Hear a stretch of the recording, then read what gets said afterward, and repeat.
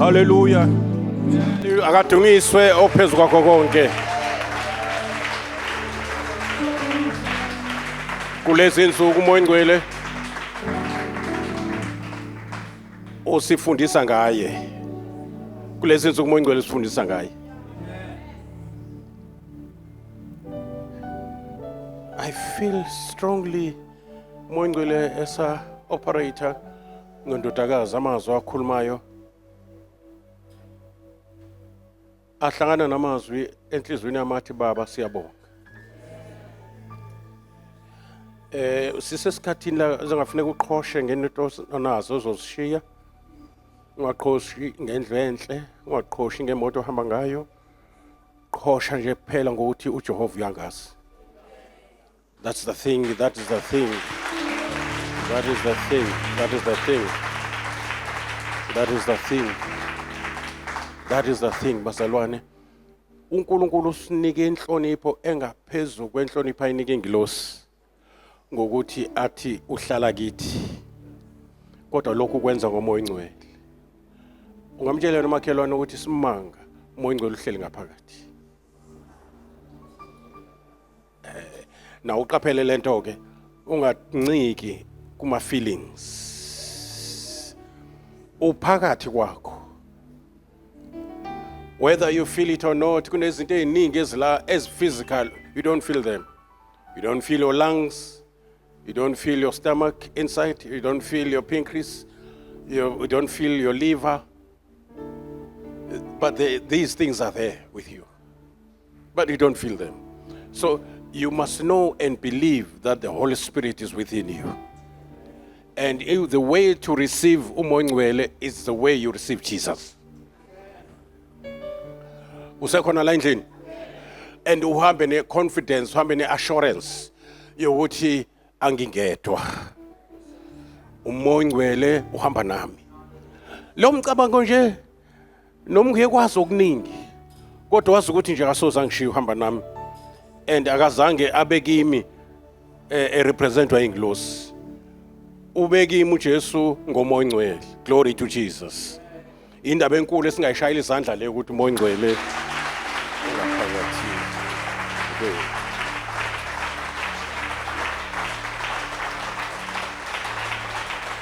Thank you, Lord. Thank you, Jesus. Thank you, Holy Spirit. Singahlala phansi.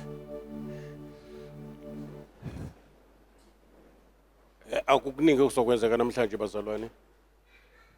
Kodwa we appreciate your presence. Noma isimo sezulu sinje kodwa nikhona. Ningayishayila izandla ngalonto.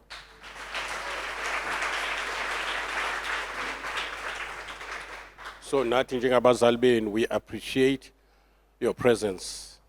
Kuyabonakala ukuthi izinto zikaNkulunkulu sizilambele bazalwana.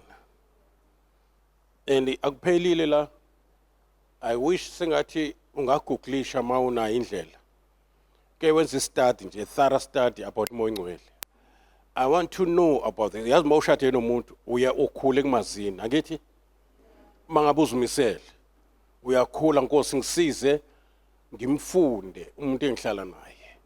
Angabi stranger kimi. Uyibona lonto ngoba uma umoya ngcwele ezoba like a stranger to you kuchaza ukuthi awunayo i-revelation about umoya ngcwele. Kunezinto olimiteka kuzo, ohlupheka kuzo, oklingeka kuzo, obopheka kuzo, oqilazeka kuzo singekho isidingo ekhona umoya ngcwele. Manje awukwazi kube nokukholwa ukuthi umoya ngcwele uzokusiza lapha uma ungamazi ukuthi uyasiza lapha. Usekhona la endlini? Iyo lento yenza ukuthi abantu bathi noma benomoya ngcwele kodwa futhi bashode emandleni kamoya ngcwele. Angiphinde ingakho abazalwane benomoya ngcwele kodwa futhi bashode eku-experiencing amandla kamoya ngcwele ophakathi. Ngeke ube namandla kamoya ngcwele ngaphandle kamoya ngcwele. Kodwa kuyenzeka ube nomoya ngcwele kodwa amandla akho ungawazi. Ya ube khona indawo ohamba ubhabhalala kuzo. Ongasho ukuthi umoya ngcwele akekho. Kodwa umnika ngeikamelo. Awumtshelanga ukuthi you are weak. When you are weak, then you are strong, because his strength is made manifest in your weakness. Niyezwa yini? Ukuba awuzazi ukuthi ubuthakathaka bungeke usibone isidingo sikaMoya Ngcwele onamandla. Kwezwakala bazalwane, ngoba uzele lokho ukuthi azosisiza ebuthakathakeni bethu. Enye inkonzo kaMoya Ngcwele ukuthi sibonakale sinamandla onke ngaye, ngoba ongaphakathi kwethu umkhulu kunosezweni. Uzubheke lento kwenze kusindiswe kini kade ubheda bengcono odadewenu nabafowenu kunawe, kodwa kusindiswe wena abasali. Usuyayibona ukuthi ngempela indaba yokusindiswa is by grace. There's no merit, akukho ukuthi bekufanelekile, kodwa umusa. Ingakho emagameni kaMoya Ngcwele khona igama elithi the spirit of grace. Uyabona? So uMoya Ngcwele ubonakala evela emhle ethembekile empilweni yakho, bese ubonakala ngathi nawe strong, kanti ustrong ngaye. It's not by your might, it's not by your power. Nikhona abazalwane, inyama negazi ayikwembulela izinto zezulu. uMoya Ngcwele ophethe izambulo. Lithi iBhayibheli iso elingazange likubone, indlebe engakazi kuzwe, ongazange kufike na kwi-imagination of your heart. Izinto lezi uNkulunkulu akubekele zona, agcinele zona, izemazema agcinele zona. Ucabanga uzobe uspenda nje eternity, uzobe uspenda eternity empty. Kunezinto uNkulunkulu akubekele zona, others enjoy, there will be no more pain kule eternity, no more worry. Yabona? Yeah, kunezinto uNkulunkulu asibekele zona esizospend ama-millions and millions of years together with him. Sizobe singekho kulento yokubhoreka nokuba loitering around, floating in the heavenlies. Kuzobe kunzima, simangala imihla ngemihla izinto ezinhle uNkulunkulu asibekele zona, azibekile, azigcinile, eziyifa lethu. Isibambiso uthi uMoya Ngcwele ungena lapho ke abe isibambiso sefa lethu. Asho nje isibambiso sefa lethu. Ingakho manje ke umoya nomakoti bathi woza Nkosi Jesu. Asho sonke umoya nomakoti bathi woza Nkosi Jesu. Kusho ukuthi kuyabona uMoya Ngcwele la unjengometron of honor, usilungiselela ukuthi sikwazi hlangabeza umyeni wethu uJesu Kristu. Uyena osithivator, uyena osilungisayo, uyena osenza sibe ngcono, uyena osihlambululayo. Yabona? Uyena osinika unembeza, sibe nonembeza. Haleluya. Sithi masingenzanga kahle, sibuye ubuthongo. Yabona? Kuze impilo kaKristu siphile ngamandla esiwanika uMoya Ngcwele. Ngoba ngeke simamukele uJesu ngaphandle kaMoya Ngcwele. Ngeke siwamela amandla kaJesu ngaphandle kaMoya Ngcwele.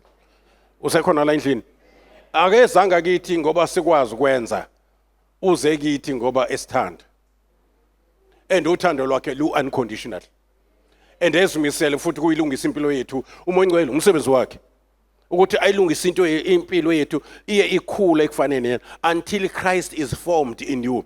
When Christ is formed, you don't conform to this world, because now Christ is formed. Mawuthi uvula umlomo ukhuluma njengoKristu, ukhuliswa ubani? Umoya oyingcwele. Ekukhulisa ngani? Ngezwi. Ngoba uyafundisa uMoya Ngcwele, uyeluleka uMoya Ngcwele, uyakhumbuza uMoya Ngcwele, ungamandla okwenza lento esho uNkulunkulu. Uthi uNkulunkulu ngiyofaka umoya wami kini nginenze ngigcine izimiso zami. Neziphiwo zikaMoya Ngcwele zisebenza ngaye uMoya Ngcwele. Ukuphilisa abantu kungoMoya Ngcwele. Nikhona abazalwane? Ukwenza imisebenzi emihle kungoMoya Ngcwele. Ukuthobela umzalwane wakho kungoMoya Ngcwele. Ingakho iBhayibheli lithi nithobelane, bathi liqala lithi gcwaliswana nguMoya Ngcwele, bese lithi iBhayibheli nithobelane ngokumesaba uNkulunkulu. Lento yethu evelayo mase efika uMoya Ngcwele, kuvela ukuthobela umzalwane okwenziwa kumesaba uNkulunkulu, okuvela kwi-spirit of the fear of the Lord.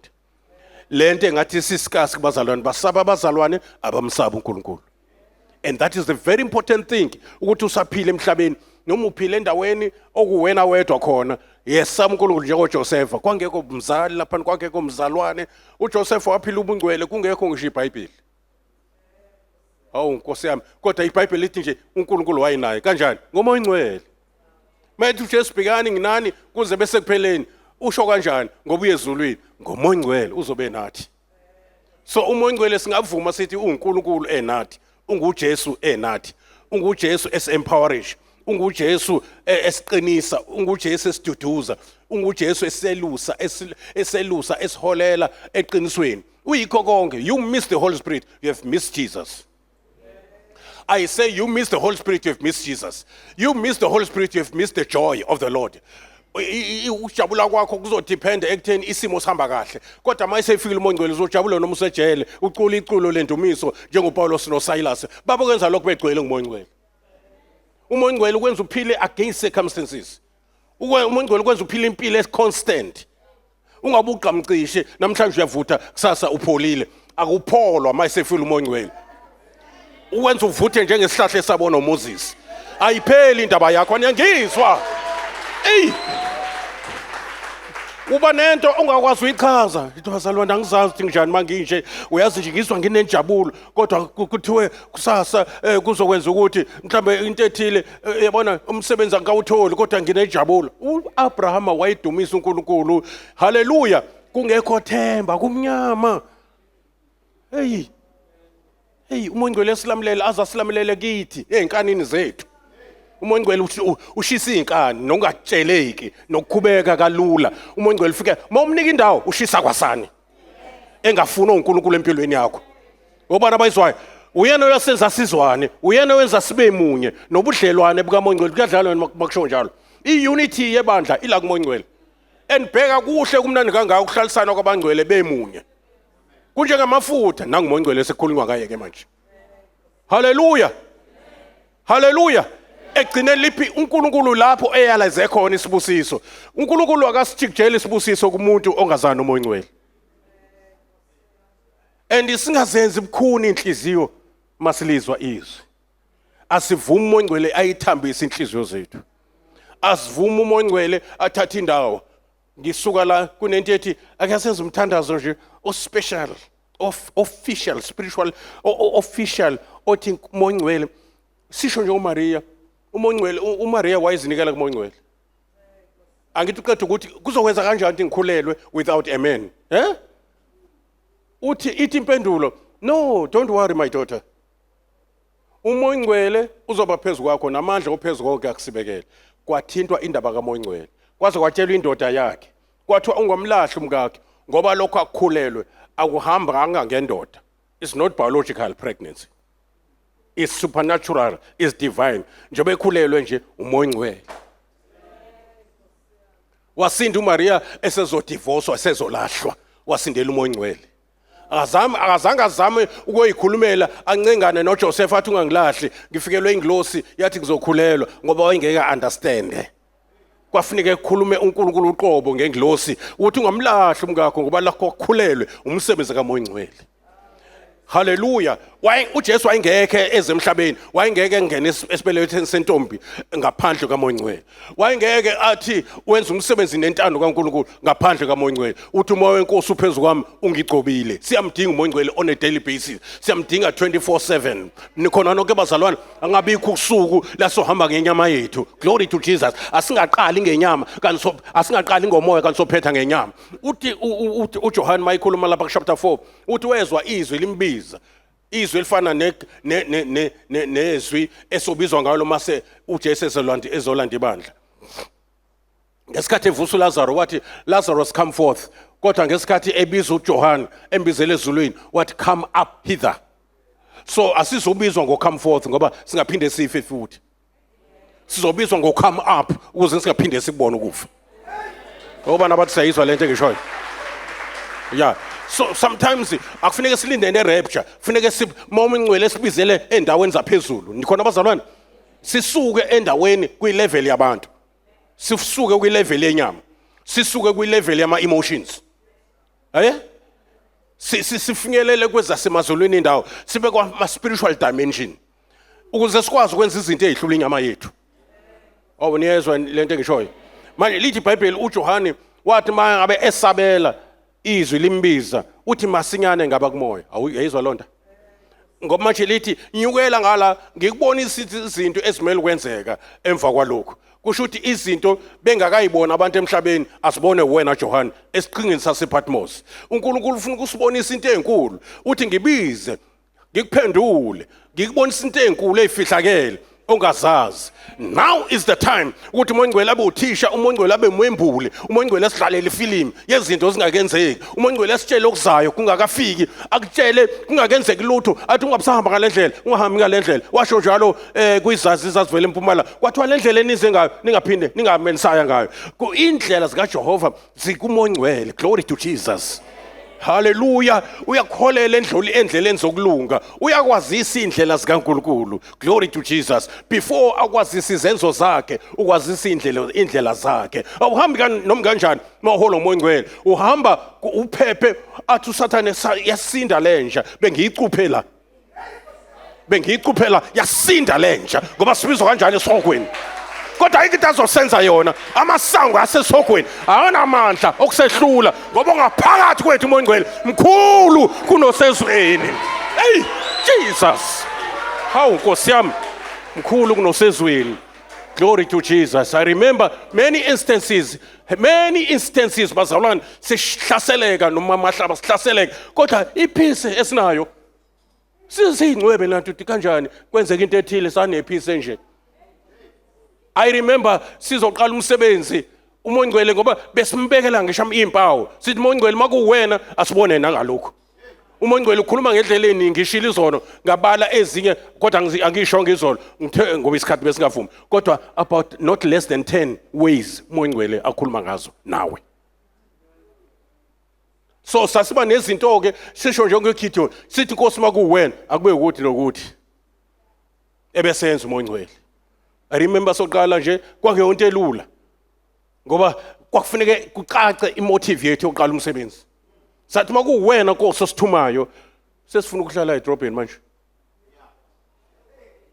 Sikusho lokho zila ko December 2012 la ko December sathi Nkosi makuwena othi asiqale yenza uphawu.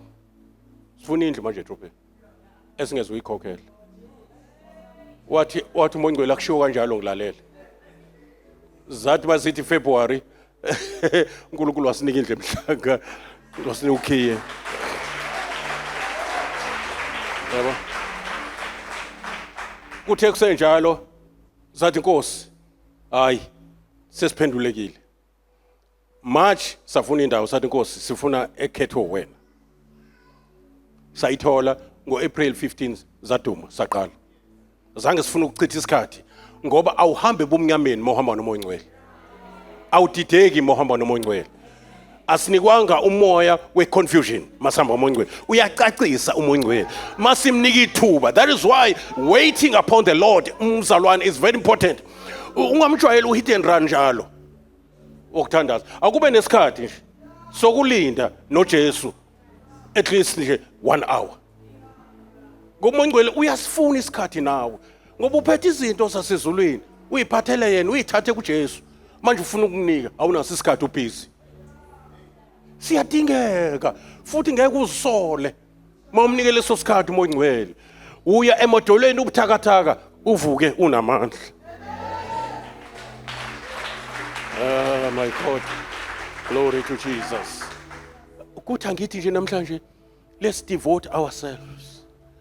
Let's make and akesimenzele assurance umoya ongcwele tasibona bethu singabakho. Umoya ongcwele sithathe samukele sinje. Samukele umoya ongcwele sivula mangabe bekuthiwa impilo yami i-street sempilo yami besobizwa ngomoya ongcwele. Holy Spirit street. Let's give the Holy Spirit freedom of movement in our lives.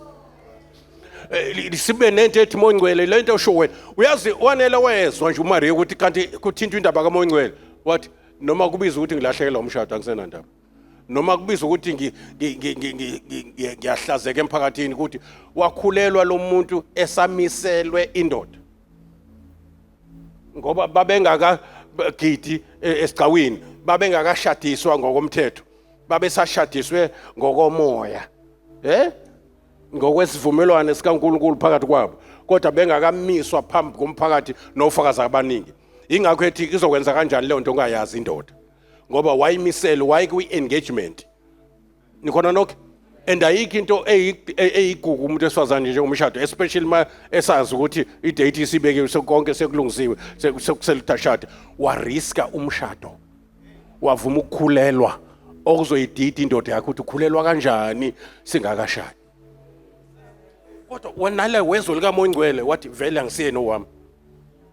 Ngingowakho Nkosi, makwenzeke kimi njengokuthanda kwakho. Manje sidinga lo dedication. Moya Ngcwele, indlela zami nginikela kuwe. Hawu inhlupheko zami nginikela kuwe. Ubuthakathaka bami sokobakho ungazinikeli wena wedwa, zinikele nendawo zakho ezifuna ukusizwa la kuwena. Unikele ngisho mawunikela wena usunikele nangezingane zakho. Uthi angisenanto ezakho nalezi ngane. Ngizosiza wena ukuzelusa. Ngisize Nkosi ngifundise ngisho ukuthandaza. Mangabe ngingakhuluma ngigama eliright Moya Ngcwele iba umlindi omlomo wami. Ngoba ngiyabheda sometimes ngomlomo. Ngikhuluma into ezongibamba kusasa. Ngiyakudinga usizo lokho sengikhuluma sekufika intukuthelo ngikwazi ukuyibusa Moya Ngcwele. Ngingakhulumi njengokuthukuthela kwami kodwa ngikhulume as I'm led by you Holy Spirit. Moya Ngcwele, indlela yami ngisekhona emhlabeni eyakho. Uma ngisazohlala 15 years emhlabeni ngiyunikela kuwena. Ukuze kube u15 years ongathi u150 years. Yeah, ama decision making engizowenza empilweni yami ngicela ube icounselor, ube iguardian. Ungisiza ukuthi hayi mntana nami hayi kanje. Ungayithathi le course. Ngoba ubona kude uNkulunkulu. Hayi ungaliqala lebhizinisi kodwa yenza kanje. So umfake kuma affairs onke kuma nitty-gritties of your life. Mazise ezindleleni zakho zonke uyoqondisa imikhondo yakho. Hallelujah. Methembe yena ngenhliziyo yakho yonke. Glory to Jesus. Ungencike okwakho uqonda. Ake simnike indawo uMoya Ngcwele namhlanje, simnike isihlalo sakhe sokubusa, abe udirector, abe ucommander in chief, abe icounselor, abe guardian, abe protector, abe provider. Hawu nikhona nonke bazalwane? Ya ingqondo lithi iBhayibheli izwe elingeke limamukele. Sometimes kuba khona izinto empilweni yakho njengenyama yakho nje. Ungacabanga ukuthi uzolinda yonke iyamukele uMoya Ngcwele. No. Umphefumulo wakho mawuvuma ukuthi moya wami uthi yebo Moya Ngcwele. Akwenzeke kimi njengosho kwezwi. Let's dedicate our lives fully to the Holy Spirit. Let's trust God by the Holy Spirit. Let's trust God by the Holy Spirit with all our hearts, not half-heartedly, with all our hearts. Ukuphuma nokungena kwethu akube sesandleni sikaMoya Ngcwele. Kune item before senze a dedication kuMoya Ngcwele. Umthembe kukho konke usuphuma. Uma mahlaba nje kayenza mistake masiphuma ngemoto. Uthi baba sesiphuma ke manje. Indlela yonke asithemba ama license. Indlela yonke sinikela we every day masiphuma ngemoto iyabikwa indaba. I'm reminded ugogo wami wayekathandaze athandazele ukuyohlakula. Wayibonga ngisho amanzi. Yabona? Ngafunda lapho ukuthi hey Nkosi yami kufanele sibonga amanzi. Maye kade ukwenza washing wayiqala ukuthandaza athi Nkosi sengiyokwenza washing. Wayemfaka yonke indawo uMoya Ngcwele. Angana manje khona yini. Mayibuya ke seqedile athi baba ngiyabonga ngamandla onginike kona ukuze ngikwazi ukwenza washing. Yabona? Ngokuphela uyena onika namandla. Hawu nikhona nonke bazalwane. Uyajabula uMoya Ngcwele. Angisho ukuthi yenzani kanjalo kodwa ngizama ukuchaza ukuthi mfake entweni uMoya Ngcwele. Yenze njani? Especially obonayo ukuthi engathi uyadideka la. Kuno T junction awazi nomthatha uleft noma uright. Ithi Moya Ngcwele senze njani la? Ngoba uyazazi indlela zakho ungakazalwa. Wazi ngisho ama plan uthi I know the plans I have for you. Plans to prosper you and not to harm you. Wazi ngisho inwele zakho, wazi imicabango ozoyicabanga kusasa. He knows about you more than you know about yourself. Ngisho ilingo ziza kuwe sidlula kuyena aziseshe ukuthi unamandla nokumelana nazo. Angeke avuma ulingwe ngongaphezulu kwamandla. Uyakwazi la ulimited khona. Awu nikhona bazalwane. Thina nje abantu abasha kufanele kubuze enkosini ukuthi uyeni lo maqhamuka obhuti sebe u3 sebethi bakuthanda. Ungabuki ilokuzana. Intshebe. Hey uzodideka. uyahamba ithi inkosi maku ithi ngisayobuza enkosini ngiphethwe nje ungibona nje ngoba nje kulento ngizongena kuyo it's a lifetime commitment manje ngamdinga umoya ongcwele ngizohamba ngobuhle buyaphela ubuhle endleleni yabona kuneculo engilithandayo linendawo ethi ezintweni zonke ya ulindele lokho kumoya ongcwele uma ngabe sisaclaim ukuthi he's our guardian, he's our counselor, he's our leader, he's our teacher, he is the spirit of understanding. Manga understand umoya ongcwele uzonginika understanding, uzonginika knowledge, uzonginika ukuhlakanipha. Bamahlaba before sizicommit umoya ongcwele mayisefikile he gives you very powerful words. Sometimes it's very important njengebandla ukuthi si exercise authority ephuma la emlonyeni. Silusho usuku, siliqamba usuku njengo Adam eqamba ilwane. Sale ukuthi ingane zethu sibizwe ngobinoni. Umama kaBenjamin wamthola kanzima, wathi mayiqeda ukumthola washona. Yasala ingane ingena mama. Wayiqamba igama engakafi. Kunzima uqanjwa kwegama lomntwana kanti iqanjwa umuntu ofayo. Usakhona? What uBenoni, Ben means son, Noni means pain, son of my pain. Uzolokhu ibizwa kanjalo all the days of his life. Where son of my pain? Awuze ngala uze nezinkuni. Wathi ubaba wakhe not in my presence. Kanti izwi lomuntu osezofa liyabanjwa. Wathi angilibambi noma esezofa, angilibambi. My son is Benjamin, son of my right hand, son of my strength. Izinto bese iqanjiwe empilweni yakho usindiswa nje unento eziqanjiwe ukuthi mina into zama silunge. Shintsha igama lezinto. Umoya ongcwele uzokunika igama, uzokunika amagama amasha ozoqamba ngawo isimo. Usuku maliqala liqambe. This is the day that the Lord has made. We shall rejoice and be glad in it. Sebenzisa ilungelo lakho lokuqamba izimo. Zithi izimo ehlehle ukuthi siyaphambili. That's the name. Glory to Jesus. Ngoba futhi wena uphethe igama elingaphezulu kwamagama onke. Uzoliqamba igama uthi ngiliqamba leli gama lokuthi iyaphumelela le business. That's the name. Ngiliqamba leli gama egameni kaJesu Kristu ngamandla kaMoya Ongcwele. Hallelujah. Uzosihola kuMamahlaba sisenza declaration tonight. Lemvuselelo izoshintsha 2025. Lemvuselelo izorelease amandla. Lemvuselelo izochamsela izinto kade uzilele 21 days. Lemvuselelo izozenza zichamsele simanifeste. No devil can stop. No devil can stop. Uma bafuna ukutholakala ama financial breakthrough, it is so. Say it is so in the name of Jesus. I say ngengani, it is so, it is so, it is so, it is so. Even if it is not so, it is so until it is so, because God said it is so.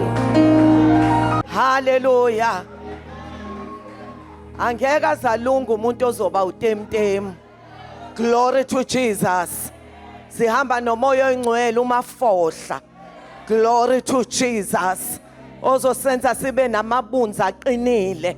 Oh hallelujah. Sithi simo akudlulwa la uthi ngiyadlula ngegama lika Jesu.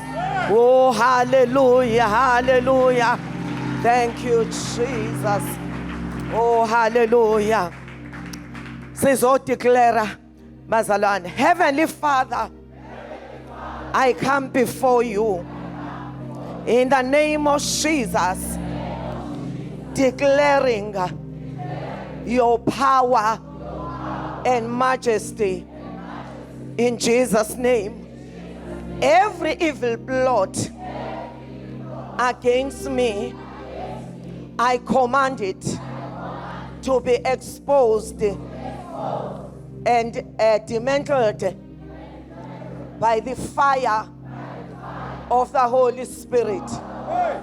Let the wicked schemes devised against me be rendered null and void by the authority in the name of Jesus.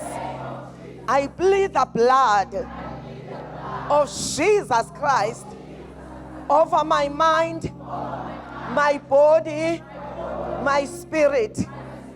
I decree that no weapon formed against me shall prosper.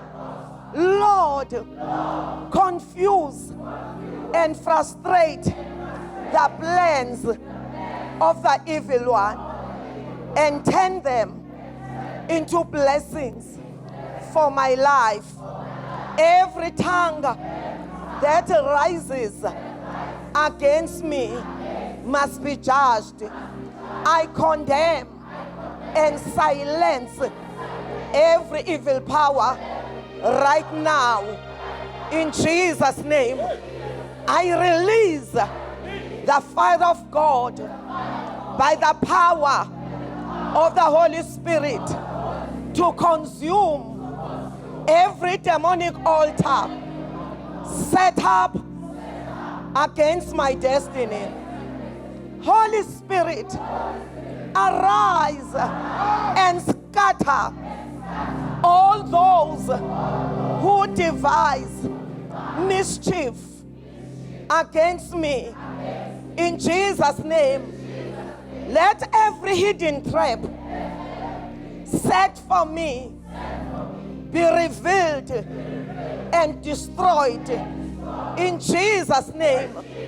In Jesus' name. Father, send your angels to encamp around me, protecting me from every corner. In Jesus' name, I declare that my life is hidden in Christ, and no evil shall befall me.